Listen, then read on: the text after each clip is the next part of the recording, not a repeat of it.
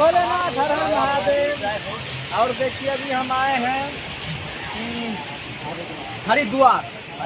ये देखिए बाबा भोले की नगरी है और वो है मनसा देवी का मंदिर। दर्शन करके आज दिल में इतना मतलब सुकून मिला है, खुशी मिला है कि आप सबको हम बोल नहीं सकते।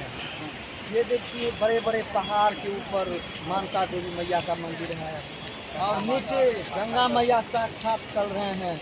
अभी हम आए हैं सुबह सुबह नहाए हैं और आज पूरे दिन आज बाबा के दर्शन करने में समय व्यतीत किए हैं।